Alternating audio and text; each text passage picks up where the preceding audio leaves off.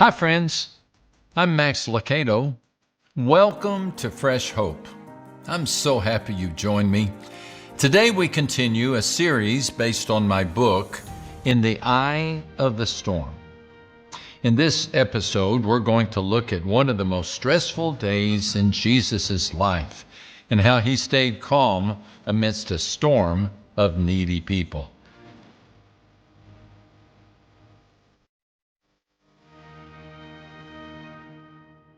Teresa Briones is a tender, loving mother.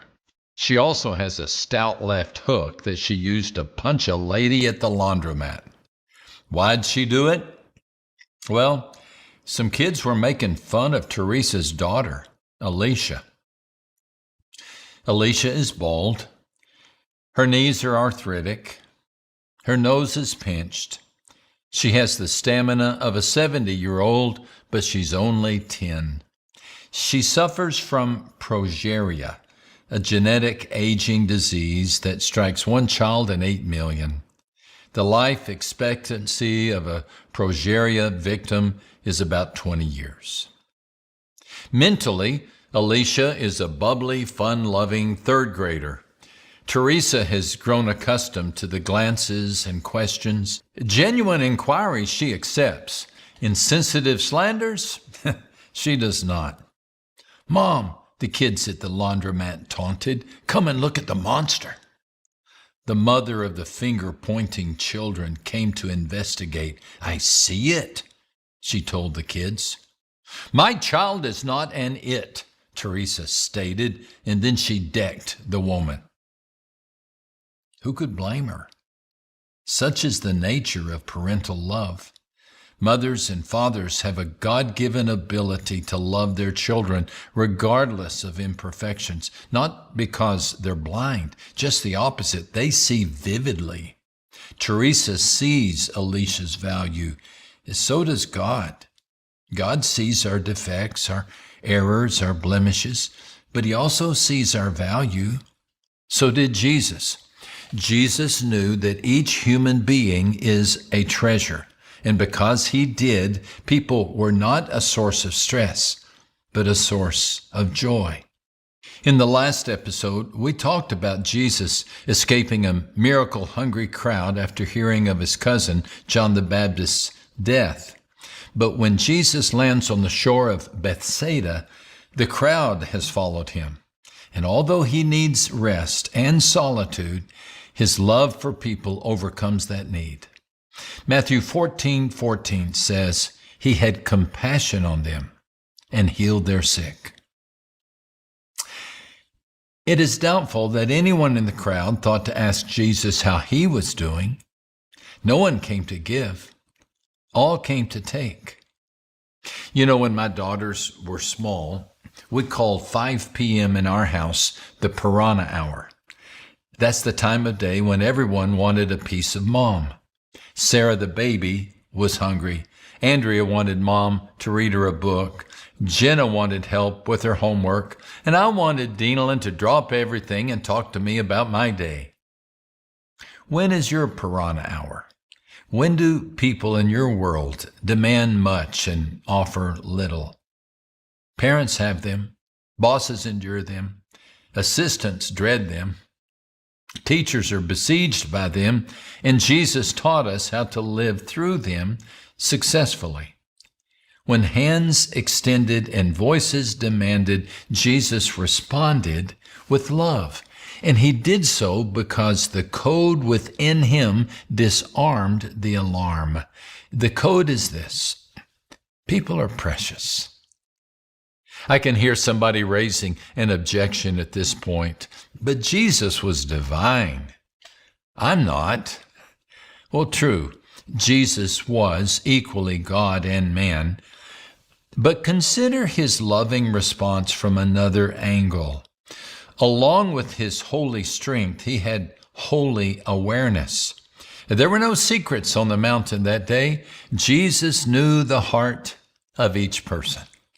Still, Matthew writes, Jesus healed their sick, not some of their sick, not the righteous among the sick, not the deserving among the sick, but the sick. Undoubtedly, there were those in the multitude who would use their newfound health to hurt others. Jesus released tongues that would someday curse. He gave sight to eyes that would lust. He healed hands that would kill. Many of those he healed would never say thank you, but he healed them anyway. Most would be more concerned with being healthy than holy, but he healed them anyway. Some of those who asked for bread today would cry for his blood a few months later, but he healed them anyway. Jesus chose to do what you and I seldom do. He gave gifts to people, knowing full well that those gifts could be used for evil. Don't be too quick to attribute Jesus' compassion to his divinity. Remember both sides. For each time Jesus healed, he had to overlook the future and the past, something he still does. Have you noticed that God doesn't ask you to prove you'll put your salary to good use? Have you noticed that God doesn't turn off your oxygen supply when you misuse his gifts? Aren't you glad that God doesn't give you only that which you remember to thank him for? Has it been a while since you thanked God for your spleen? Me too, but I still have one. God's goodness is spurred by his nature, not our worthiness. Someone asked an associate of mine, what biblical precedent do we have to help the poor who have no desire to become Christians? My friend responded with one word: God. God does it daily for millions of people. What did Jesus know that allowed him to do what he did? What internal code kept his calm from erupting into chaos? Simple. He knew the value of people. Interestingly, the stress seen that day is not on Jesus' face, but on the faces of his disciples. Send the crowds away, they demand in Matthew chapter 14 and verse 15. Fair request. After all, they are saying, you've taught them, you've healed them, you've accommodated them, and now they're getting hungry. If you don't send them away, they'll want you to feed them too. I wish I could have seen the expression on the disciples' faces when they heard their master's response. They do not need to go away, he says, according to verse 16. You give them something to eat. I used to think that Jesus knew the disciples couldn't feed the crowd, but asked them anyway as a test to teach them to rely on God. I don't see it like that anymore. I still think it was a test, but a test to demonstrate what they could do. Remember from our last episode, the disciples had just gone on tour, preaching the gospel and performing miracles. Jesus is asking them to do it again. Oh, I wish I could tell you that the disciples miraculously fed the 5,000 men plus women and children, but I can't because they didn't. Rather than look to God, they looked in their wallets. In Mark 6 and verse 37, they protest, that would take 8 months of a man's wages.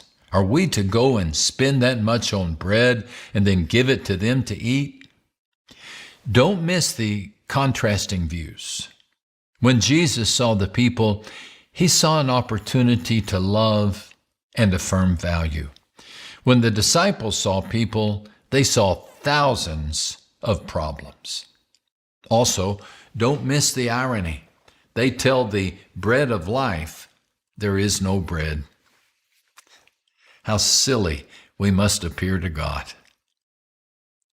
This is the point in the pressure-packed day where Jesus should have exploded. The sorrow, the life threats, the exuberance, the crowds, the interruptions, the demands, and now this.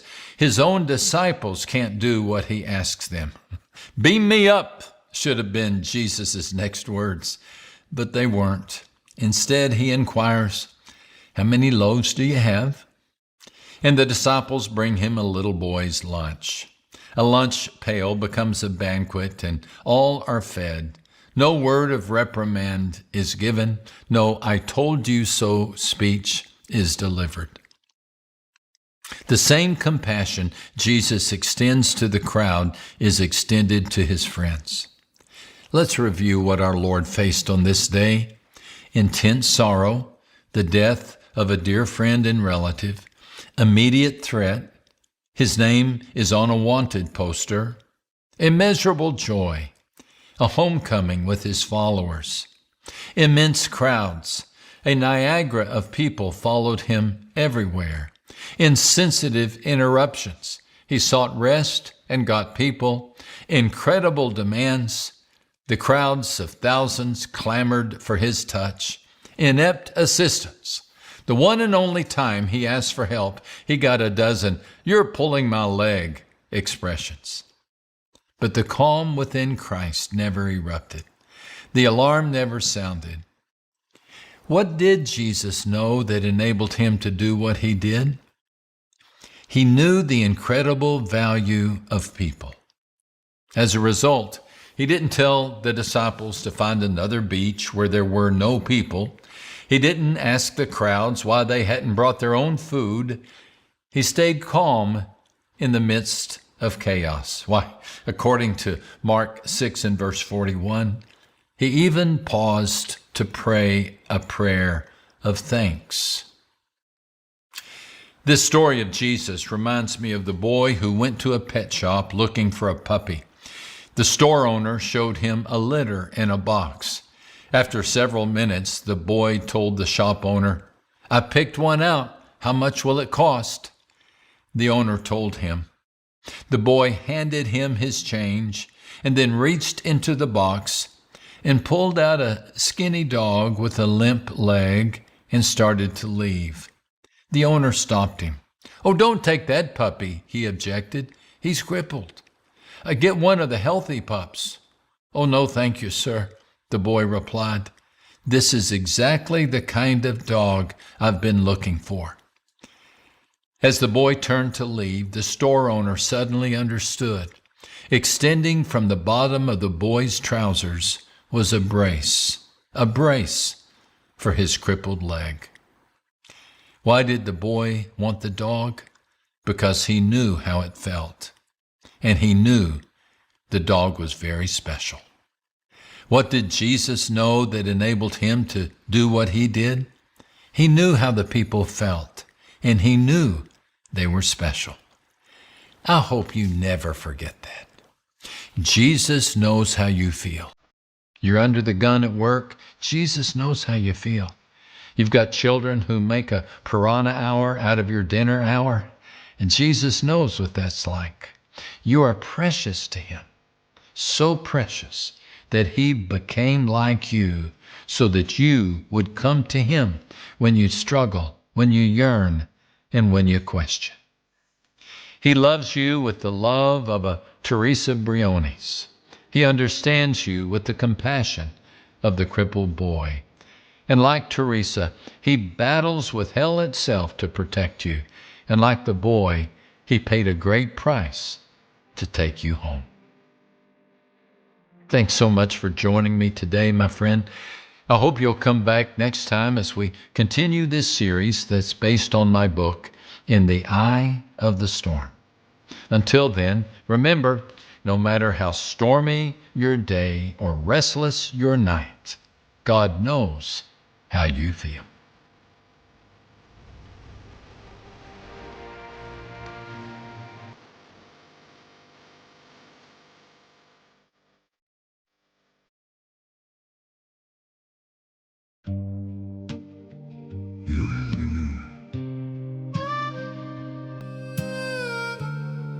You don't have to stay close.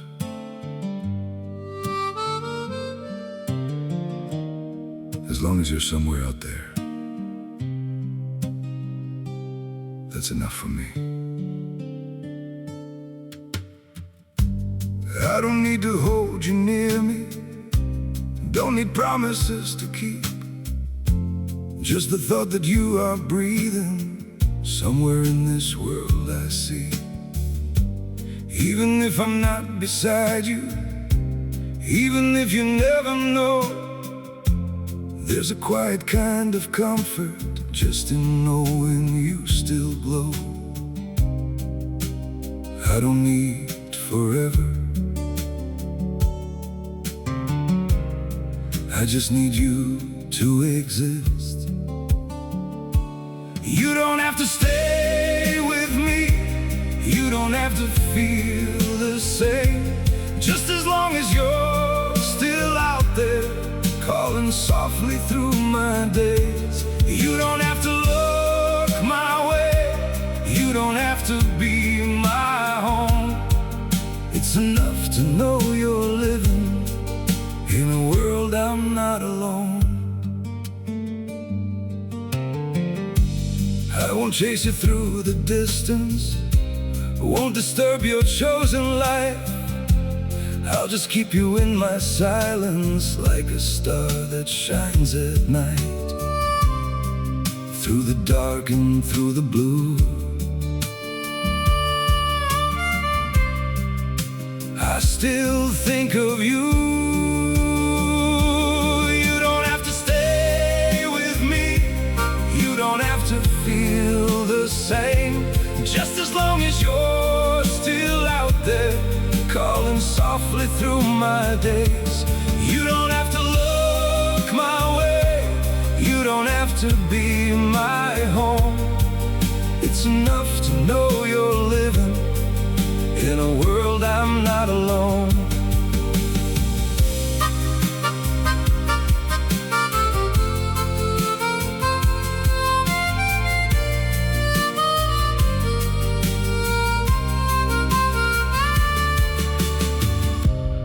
I don't need to be your light, I don't need to cross your mind. All I need is just the truth that you're somewhere still alive. You don't have to stay with me, you don't have to feel the same. Just as long as you're still out there, calling softly through my days. You don't have to look my way, you don't have to be my home. It's enough to know you're living in a world out